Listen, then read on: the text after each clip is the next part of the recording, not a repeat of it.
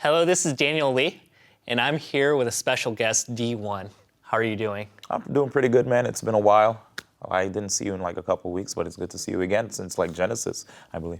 Yeah, and we're here today to talk about the Smash 4 rule set. There's been a lot of changes. So to summarize, for the audience that may not be so familiar, what were some of the key changes in the initial proposition? Oh, no problem. So one of the main key changes that happened in the Smash 4 rule set was the removal of Duck Hunt and Lilat at one point. But then after receiving a lot of feedback from people in the community, we decided to re-add Lilac Cruise to collect more data so that we can come to a better conclusion as to what needs to stay and remove. But a lot of people playing on Lilac Cruise have seen that there have been moments where when the stage tilts, you'd see moves actually get like the animation of a move would get cut off. And that, imagine when you're in a set where it's like one stock each, high percents, and you need to get that one opener that can lead into the KO move, right?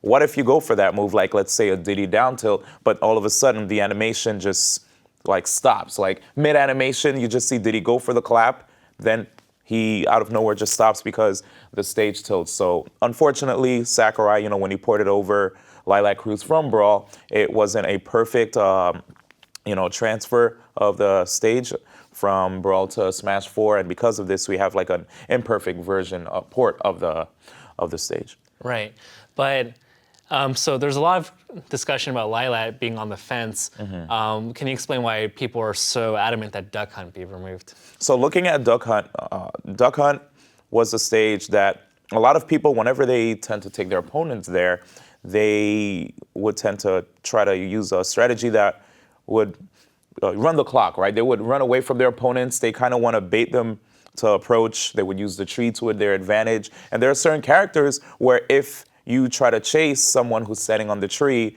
and you manage to get an opening, that can lead to a KO right off the top blast zone because there are a lot of characters in Smash 4, well, the really strong ones that have KOs off the top. You look at Mario's, Zero Suit Samus's, and there are a couple others. You can get really, really low percent KOs off the top. Yeah. So because of this, not only because of that, but the fact that a lot of people just tend to run away on that stage, and it adds more time to matches as well. Like if you look at a set, we actually have data that says that a lot of matches on Duck Hunt add an hour, a minute and a half. I was about to say an hour.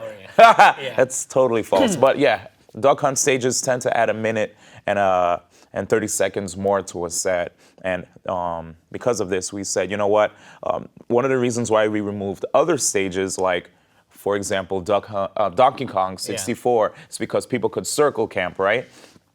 We wanted to make the players play on stages where there's less running away and more engaging, more people actually engaging in battles. It's promoting interaction. There you go. And, So initially when this released, I know there was a minor coaching stipulation there, but why was this met with so much controversy when they first released all these rule change updates?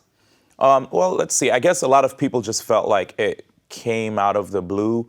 Some of them felt as if this was something that wasn't quite warranted. Looking at how where Smash 4 was going, and as far as the meta is concerned, people were happy that Halberd was gone for the most part. Castle Siege and Delfino Plaza, these stages all had their own their myriad of reasons why these stages are gone, and not too many people are asking for them back. So that makes me feel as if we did a pretty good job with, trying to help make Smash 4 at least more digestible for people that are watching. Because imagine you're watching a game where people are just straight up running away the entire time and not interacting, right? Yeah.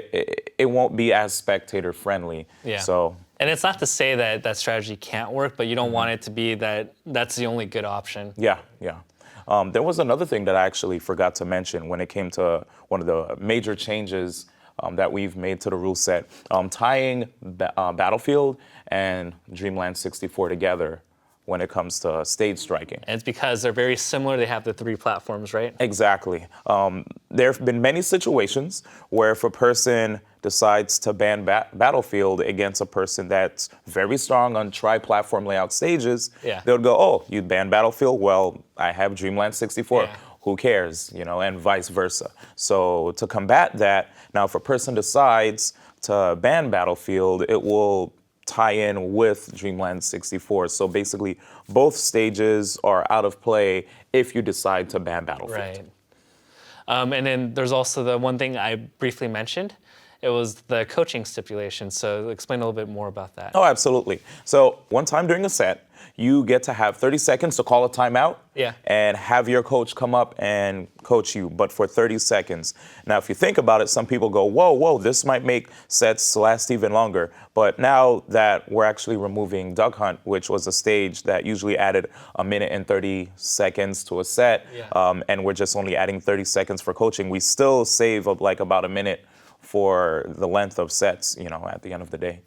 So that's actually like really creative. And I never actually really thought about that point where you remove Duck Hunt. Sometimes you might even play Duck Hunt 2 to 3 times in a set if the person that picks it loses.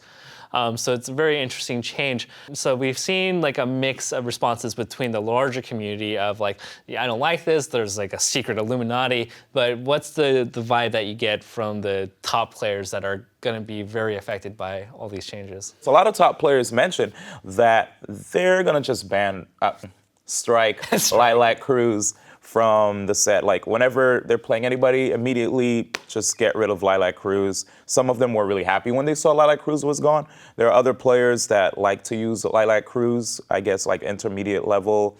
And there's some like expert level players too. Along with novice players that may like Lilac Cruz. It's interesting, right? When we looked at the amount of people that liked Lilac Cruz, there was like a 7% deviation. So it was basically almost 50-50 in the community when we polled. So because of that, we're like, all right, you know what? It's really tough for us to get rid of this stage right now. And because of this, we're going to need more case studies of people not having, the best of luck on that stage. I mean, in my honest opinion, I feel like we already have a decent amount, but maybe, maybe I didn't use the fact that I have a loud enough voice to show people all the evidence. So what we're gonna do now is make sure to collect all the data throughout this year with this rule set and see how things go. I think it's in general with the community, it's hard to change something. I mean, it's easier to remain status quo than to change something. So you have to create an even stronger argument for the change. So, we've had a lot of interesting storylines. This big rule change, Evo, Civil War. What should Smash fans really be looking forward to if they follow Smash 4 in the next couple of months for competitive? Let's see. So in the next couple of months, tournaments that we should be looking forward to. Let's see. Next weekend, I'll be going to Frostbite. That's going to be super fun. We'll have a lot of Japanese talent coming in for that one. In March, we'll have Frame Perfect Series put together by the MVG crew. That will be in Florida in the middle of March. That will be an event that will also have a lot of great Japanese talent. The Japanese players have been coming to the U.S. Quite frequently, which makes me really happy, right? It gives them and us a lot of opportunities to level each other. And some of them have sponsors or teams now that they're a part of. Exactly. Good word. Teams. Yes. I like that. Yeah, we mix that up a lot, by the way. Yeah, it's true. I mean, there are a lot of times where I'm having a conversation with someone in the Smash community and they always say sponsor, and I try to correct them time and time again because the sponsors are the ones that work with the teams. They provide them with either product or even funds. And well, I guess while we're here and while I have you, Civil War, what do you think that's bringing to the community? Because I think there's been, shotguns worth of shots being blasted everywhere. Oh my gosh. So with Civil War, that was going to be the next event that I was going to talk about right after Frame Perfect. It's literally the weekend after, I think. Civil War has a lot of people definitely firing shots on the internet. I mean, there's this one tweet that I put out where I saw Mr. R. He was like, well, since Civil War is happening and, people are on opposing teams, I'm going to just trash talk Void. So he was like, yo, Void, I don't like your sheet color. And Void immediately just comes at him and is like, I don't like your combos. And when I saw that, I was like, oh my God, Void, please. The reason why that tweet was so fire is because if you follow the Smash 4 scene, Void and Mr. R are both like really well-respected Sheik mains, right? Yeah. And they're both like top level Sheik mains. Mr. R was like the best Sheik. When you looked at the 3DS like online ladder, he was just like destroying people with Sheik, right? And everybody was like, oh, Mr. R, best Sheik, yada yada. Void comes out of nowhere. Big break at Genesis 3. He gets picked up by CLG. Mr. R is still a free agent, you know, and I'll tell you, I remember going to Kuwait, watching Mr. R just like do these crazy combos on some of these Kuwaiti players, and they're like, oh, Void combo. And Mr. R's face was like, what? You know, like when I saw that, I was like, oh my God, Mr. R, do you deal with that a lot? He's like, I can't believe these people, man. Like, I'm not gonna take away credit from Void, but there's certain combos that I come up with as well, but people would just immediately write it off as a Void combo. So Void just like dropping the mic on Mr. R, like, yo, your combos are nothing compared to mine. Like, even combos that you create, people think are combos that I came up with. So he's like, yo, your combos are nothing to me. That kind of sounds like Mango and like Fox or Falco, how everybody calls blank the Mango. Yeah, exactly. But yeah, the rivalries are crazy. Zero, Mars, they were firing some serious shots. It was to the point where I actually had people hit me up via DM. They're like, D1, we know you're the firefighter of the Smash community. Could you put this out? What's going on here? And I'm like, don't worry, guys. Like, at the end of the day, these guys are still friends. It's just, they're very prideful in their ability, and sometimes they feel like they always have to hold back because of the fact that, Smash is going through like this phase where they're professional. Yeah, where they're getting more professional, right? And because of this, some of the players who usually pop off a lot off camera are starting to do it on Twitter. And I feel like the fans, some of them aren't ready for it. Some of them think it's fabricated, while I feel like you guys truly don't know these players yet. And if you hung out with them behind the scenes, some of these guys have quite a mouth. Yeah, especially, I think that's a good point you make, because, I'll go to Sky's house, I'll talk to these players in private, and they're like, man, like, I just hate losing to this player. I'm like, man, I wish somebody would, bring it out to light. Yeah. And now it's coming out. Yeah. So it's making me really excited for Civil War. And at the end of the day, anyone that's like afraid that maybe these guys will throw hands at each other, they're not going to do that. All the action is going to be on the screen when they're playing Smash. So all I can tell the fans is, choose a side, Team Zero or Team Ally, and we'll see what happens in March. What team are you a part of? Oh man, see, it's too easy, man. I'm obviously going to be Team Zero. Zero is a person that I've lived with in the past, right? A great roommate of mine, and being there with him at E3 2014 when he was training in the basement, we were at the Nokia Theater. Yeah. And yeah, you were there. Yes. Yeah. When he was training, he pulled me aside and he was like, hey, D1, I feel really bad because like I want to use a style that's really bait heavy, right? But at the same time, I don't want people to think I'm playing lame, right? And because of this, he's afraid that he might get backlash and stuff like that from the fans. And I said, Zero, at the end of the day, just play to win. At the 2 is not a winner, and 3 nobody remembers, right? Yeah. So just try to get first place and play your best, because people will at least respect you for winning. There might be some people that may hate on you for winning, in the manner that you did win, but at the end of the day, they can't take away from you the fact that you're the champion of this event. So get that first place. And he was like, you know what, D1, you're right. And he went and got first place. And of course, I'm going to be with the caveman, as Zero put it. Oh my gosh. Team Ally. Oh man, that was crazy. That was crazy. I didn't believe he was gonna call him a caveman. Like, I mean, he's wearing a Cloud9 jersey too. Isn't that your boy? Like, yeah, he's my boy, man. I got a rep. Yeah, you definitely do, dude. So very cool. Is there anything you'd want to add about the Smash 4 scene? It's like, other than Civil War, we got Evo down the road. Was there anything that I forgot to mention? Okay, let's see. Well, with Smash 4 coming up, I think what I'm really excited about is what's going to happen with the release of the Switch, Because nobody knows. We had a Tokage event that just happened where there was a big rumor that we might get news about Smash 4 being ported over to the Switch. But that didn't happen. Instead, We saw, more footage of Splatoon 2, which is great. We like Splatoon.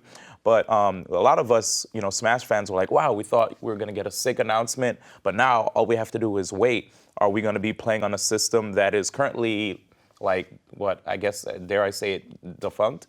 Yeah. No one's making any more Wii U's anymore. If anything, all the Wii U's are already manufactured and at stores, right? So if you didn't get a Wii U yet, get one right now. Smash 4, I have no idea if it's going to live on the Switch, and I don't know if we're going to get Melee on the Switch. It would be great, because, if you look at some of the information that is out there to the public, there was an Eternal Darkness trademark that was filed, and that's known to everybody because it was put out there, so I'm not, doing a Laura K. buzz. And Eternal Darkness is a GameCube game, correct? Absolutely. And if you look at the trademark, it says under downloadable electronic software, right? Yeah. So when you see that, you're like, wait a second, Nintendo downloadable GameCube game? If there's going to be one downloadable GameCube game, there are obviously going to be numerous downloadable GameCube games. Now let's take it a step further. There was a press release that was in Japan, right? Yeah. For the Switch. This said that there are going to be virtual console games that are going to have online added to it. And it's not only going to be for pre-existing virtual console games that were already released, which means the other systems that have yet to be announced that are going to be featured on the virtual console might have online added to it. So what this tells me is we might possibly, if everything works out, right, if the stars align, we might have a Melee on the Switch with online. I would love that, but I feel like I'm reaching way too hard, but one can dream, right? Yeah, of course. I would love stats everywhere, right, if it were up to me. Oh, yeah. But that's very cool. You know what? I'm really excited that you're here today, and thank you so much for coming by. So this marks the end of our Smash 4 chat about rule sets and various other topics like Civil War and trash talking in the scene. And tune in more in the future for more Smash 4 content.